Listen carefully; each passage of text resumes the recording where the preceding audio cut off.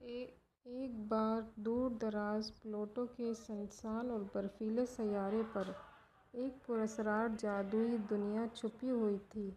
یہ جگہ انسانوں کی نظر سے دور تھی، لیکن یہاں کی مخلوق کا جادو کی دنیا پر بڑا اثر تھا۔ پلوٹو کی سطح کے نیچے ایک جادوئی مملکت تھی جسے مملکت سرد و جادوئی کہا جاتا تھا۔ جادوئی دنیا کی دریافت یکایک ایک دن زمین کے معروف ڈاکٹر نینا اور اس کی ٹیم نے پلوٹو پر ایک غیر معمولی چمکدار پتھر دریافت کیا۔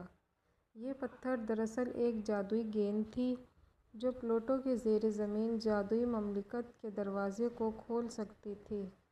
ڈاکٹر نینا نے یہ گیند دیکھی اور اسے اپنے تحقیقاتی مرکز میں لے آئی، جہاں ان کی ٹیم نے اس کا جائزہ لینے کی کوشش کی۔ جب گیند کو چمکانے اور اس کے ساتھ جادوئی طرز کی مشقیں کرنے کی کوشش کی گئی تو اچانک ایک دروازہ کھل گیا اور ٹیم کو پلوٹو کی زیر زمین جادوئی دنیا میں لے جایا گیا۔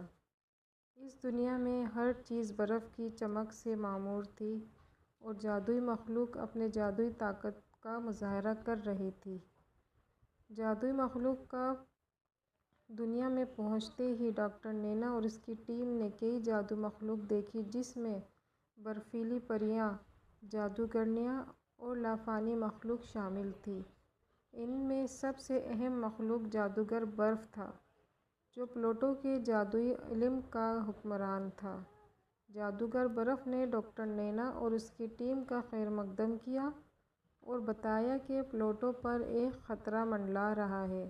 ایک شیطانی جادوگر نے جادوئی گیند کی طاقت چوری کر لی ہے اور پلوٹو کی مملکت کو تباہ کرنے کا ارادہ رکھتا ہے۔ شیطانی جادوگر کا مقابلہ ڈاکٹر نینا اور اس کی ٹیم نے فیصلہ کیا کہ وہ جادوگر برف کی مدد سے شیطانی جادوگروں کو روکیں گے۔ جادوگر برف نے انہیں جادوئی ہتھیار فراہم کیے اور ایک طاقتور جادوئی نقشہ دیا جو شیطانی جادوگر کے محل تک پہنچنے کا راستہ دکھاتا تھا۔ راستے میں ٹیم نے کئی خطرناک آزمائشوں کا سامنا کیا، جن میں برف کے درخت، جادوئی بھول بھلائی اور پراسرار مخلوق شامل تھی، لیکن ٹیم نے اپنے عزم اور جادوئی ہتھیار کی مدد سے ہر چیلنج کا مقابلہ کیا۔ آخر کار شیطانی جادوگر کے محل تک پہنچ گئی۔ جادوگر جنگل کے اندر داخل ہوتے ہی ڈاکٹر نینا اور اس کی ٹیم نے شیطانی جادوگر کا سامنا کیا۔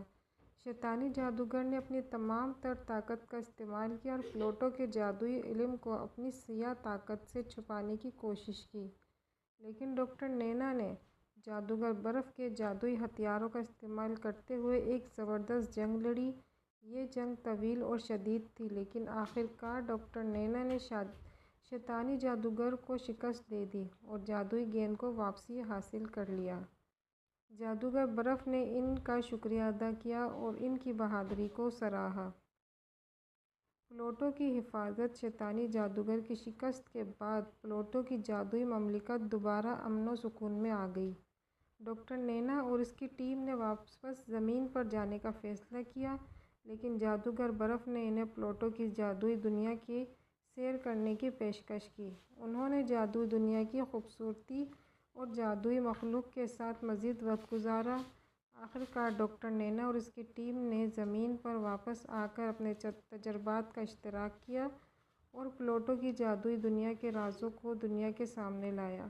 ان کی کہانی نے انسانوں کو جادوئی دنیا کی عظمت اور ان کی اہمیت یاد دلائی اور پلوٹو کی مملکت سرد و جادوئی کو ہمیشہ کے لیے محفوظ کر لیا۔